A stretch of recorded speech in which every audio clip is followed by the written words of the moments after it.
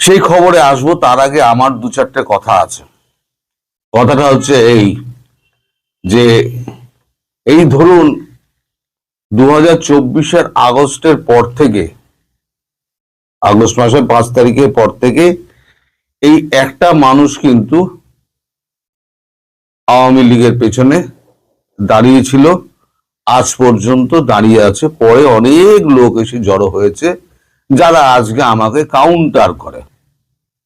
প্রথম দিকে কিন্তু এদেরকে দেখা যায়নি, এখন তাদের সূত্র বলে, তারা কেউ কেউ বলেন যে সব নতুন নতুন মুখ আপনারা দেখতে পাবেন, তারা এই সমস্ত বলে বেড়ান।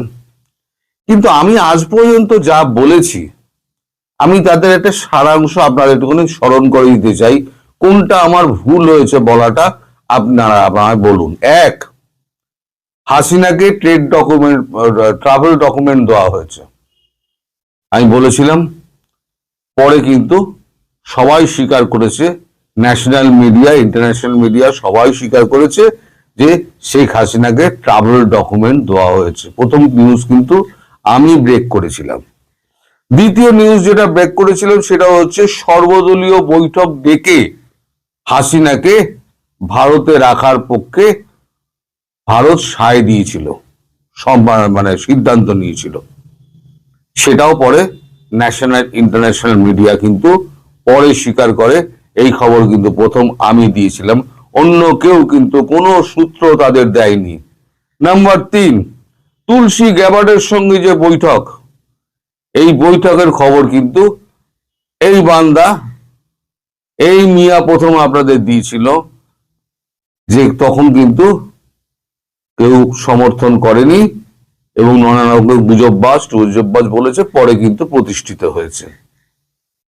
ভিসা বন্ধ হতে পারে, আমি বলেছিলাম কোনোদিনই ভিসা বন্ধ হবে না, না খেতে পেয়ে ভারতবর্ষ মরে যাবে।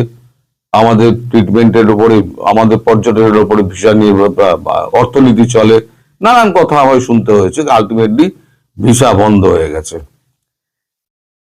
আচ্ছা, ট্রান্সশিপমেন্ট যে বন্ধ হতে পারে সে খবর কিন্তু আমি আগাম বলেছিলাম, নিউজ ব্রেক করেছিলাম, ট্রান্সশিপমেন্ট বন্ধ হতে পারে।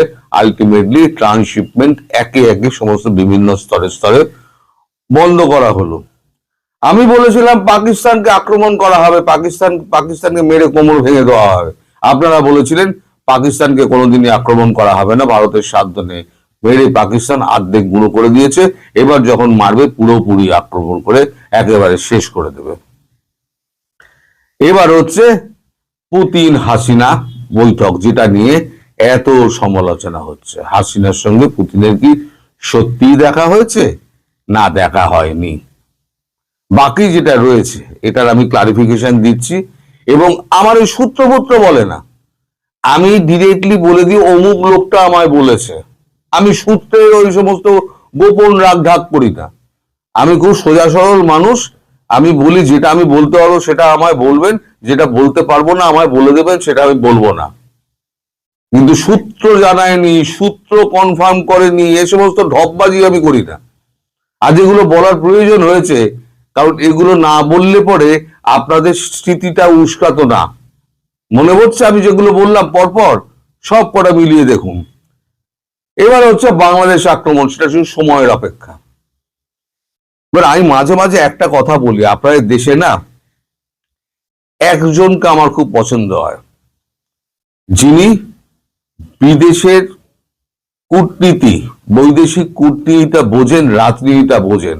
আপনারা তাকে যতই গাল মন্দ করুন, তার সঙ্গে আমার চেনা নেই, পরিচয় নেই, কিছু নেই। তিনি একটা খবর কিন্তু করেছেন যে এটা সত্যি কি মিথ্যে, অন্য টাইটেল দিয়ে করেছেন। তিনি হচ্ছেন গোলাম মওলা রনি, তিনি কিন্তু করেছেন এবং তার খবরের কিন্তু ভিত্তি আছে। উনি কিন্তু এটাকে অস্বীকারও করেননি, আবার স্বীকারও করেননি। অস্বীকার কিন্তু কেউ করছে না, কিন্তু বলছে আমাদের সূত্র জানায়নি। যখন সূত্র জানাবে তখন সবাই যখন বলতে লেগে যায় তখন বলবে আমার সূত্র জানায়নি। আজকে আমি যেটা বলছি সেটা হচ্ছে আমাদের বিদেশ সচিব বিক্রম মিস্ত্রির সঙ্গে আমার বহুদিনের আলাপ। গতকালকে আমি বিক্রমকে ফোন করেছিলাম, বিক্রমকে ফোন করে বলেছিলাম দেখুন দেখুন আপনি যেটা পারবেন, যেটা আমি বলতে পারবো সেটা আপনি বলবেন, যেটা বলতে পারবো না সেটা আপনি বলে দেবেন, সেটা আমি বলবো না। কিন্তু আমি আপনার মুখ থেকে শুনতে চাই যে এই শেখ হাসিনার বৈঠক পুতিনের সঙ্গে এইটার নির্যাসটা কি। তিনি আমায় যা যা বলেছেন অফিসিয়ালি আমি আপনার ভারতবর্ষের পক্ষ থেকে এটা জানাচ্ছি অফিসিয়ালি, যেটা যদি এদিক ওদিক হয় তাহলে ভারতবর্ষের যারা মন্ত্রী আছেন, যারা আমলা আছেন, বিশেষ করে যার নাম করে আমি বলছি বিদেশ সচিব বিক্রম মিস্ত্রি, তিনি আমার গলা টিপে ধরবেন, কারণ আমার ভিডিও সর্বত্র দেখা হয় এবং মনিটর করা হয়। এখন ব্যাপার হচ্ছে এবার কতগুলো মানে এই বৈঠকের আগে প্রিভিয়াসলি কি কি হয়েছে আপনারা শুনুন একে একে, আমি আপনাদের বলে যাচ্ছি প্রিভিয়াসলি কি কি হয়েছে। নভেম্বর মাসে 3 থেকে 7, 3 নভেম্বর থেকে 7 নভেম্বর কয়েকজন রাশিয়ার মস্কোতে ভিজিট করেন। তাদের মধ্যে কি আছেন জানেন? তাদের মধ্যে আছেন পুতুল, সাইমা ওয়াজেদ পুতুল, মোহাম্মদ আরাফাত তার সঙ্গে গেছিলেন, আর গেছিলেন 3 জন ইন্ডিয়ান ডিপ্লোম্যাট, আর একজন সাংবাদিক গেছিলেন, তার নাম হচ্ছে তপন আনন্দ। এনারা মস্কোতে গিয়ে পুতুল এবং এই টিমটা পুতিনের বিদেশ সচিবের সঙ্গে কথা বলেন এবং পুরো ব্যাপারটাকে জেনে আসেন। এইবার পুতিন এসছেন কবে? 4 তারিখে। এবার আসুন 2 তারিখের ঘটনা। 2 ডিসেম্বর সাইমা ওয়াজেদ পুতুল ডিফেন্স সেক্রেটারি, আমাদের ডিফেন্স সেক্রেটারি এবং আমাদের ডিফেন্স মিনিস্টার ডক্টর জয়শঙ্কর, এই 3 জন গিয়েছিলেন শেখ হাসিনার সঙ্গে দেখা করতে। এই জন্য দেখা করতে, তাকে ব্রিফ করতে যে পুতুল যেটা ওখান থেকে শুনে এসছে, আর জয়শঙ্করজি যেটা জানেন যে কি ব্যাপারে কথা হতে পারে, কারণ আমাদের ব্যাকডোর চ্যানেলে অনেক কথাই হয়, এগুলো আমরা জানি। মানে জয়শঙ্করজির কথা বলছি, তারা বলেন এটা আমরা জানি। তারা পুরোটা ব্রিফ করে দেন যে এই এই ব্যাপারে কথা হতে পারে, আপনি এর মতো মতো করে তৈরি করে রাখুন। যেটা হয় সাধারণত ভাবে হয়, মানে যারা রাষ্ট্রনেতা থাকে তাদেরকে আগে থেকে ব্রিফ করে দেওয়া হয় যে এই এই বলতে হবে, এই এই ব্যাপারে আলোচনা আছে, মিনিস্ট্রিকে দেওয়া হয়, সেই মিনিস্ট্রির উপরে তিনি কথা বলবেন। এগুলো প্রধানমন্ত্রী শেখ হাসিনা ভালো মতো জানেন, ফলে তার পক্ষে অসুবিধাজনক কিছু নেই। এখন এই যে আপনাদের কথাটা কি হলো, মেইনলি কথা যেটা হয়েছে সেটা হচ্ছে বাংলাদেশের সুরক্ষা এবং অর্থনৈতিক, বাংলাদেশে নিয়োজিত রাশিয়ান অর্থনৈতিক সুরক্ষা, বিশেষ করে রূপপুর পরমাণু কেন্দ্র। রূপপুর পরমাণু কেন্দ্রের 90%, যেটা গোলাম মাওলা রনি যেটা আন্দাজ করে বলেছেন, আমি সেটাই বলছি, যেটা আলোচনার মধ্যে এটা ছিল। তাই আমি বলি এই লোকটাকে আপনারা যতই গালাগাল করেন, আমি কিন্তু লোকটাকে ভালোবাসি, লোকটা কিন্তু বিদ্বান। আর যাই হোক, লোকটা কিন্তু বুদ্ধিমান এবং বিবেচক মানুষ। যাই হোক, আমি তার খ্যাতি এ করতে বসিনি, কারণ তাকে আমি চিনি না, তার সঙ্গে আমার কোনো যোগাযোগ নেই। কিন্তু আমি উপমা দিচ্ছি, বোঝেন যিনি, তিনি কিন্তু বোঝেন, ওই ফালতু ফাঁকা আওয়াজ মারেন না। তো রূপপুর পরমাণু কেন্দ্রের 90% যে কাজটা হয়েছে, বাকি যে 10% কাজটা বাকি আছে, সেই 10% কাজটা যতক্ষণ না শেষ হচ্ছে ততক্ষণ পর্যন্ত রাশিয়া তার টাকাটা তুলতে পারছে না। ধরুন একটা ব্যবসায়ী টাকাটা ঢেলেছে, টাকাটা তো তুলবে, এই তোলার মতো অবস্থায় নেই। আর নতুন করে ওখানে যে করবে, যতক্ষণ না পর্যন্ত ওখান থেকে বিজ্ঞানী আসছে, টেকনিশিয়ান আসছে, ভারত থেকে যাচ্ছে, ততক্ষণ পর্যন্ত এগুলো হবে না। ফলে রূপপুর পরমাণু কেন্দ্র ওটাকে চালু করতে গেলে এবং ওটাকে শেষ করতে গেলে এবং চালু করতে গেলে যে সময়টার দরকার, সেই সময় একটা সুস্থির আইন শৃঙ্খলা, একটা সুস্থির সরকার দরকার। ফলে সুস্থির সরকার গড়ার পক্ষে যা যা দরকার সেটা রাশিয়া নিজে মাঠে থেকে করবে। মাঠে থেকে করবে মানে বুঝে নিন মাঠে থেকে করবে, এর বেশি আমি কিছু বলবো না। কারণ স্ট্র্যাটেজিক্যাল ব্যাপার আমি কিছু বলবো না, এটা আমি কথা দিয়েছি, আমি বলবো না। মাঠে থেকে করবে। এবার তার অর্থ কি হতে পারে আপনারা বুঝে নিন। আচ্ছা,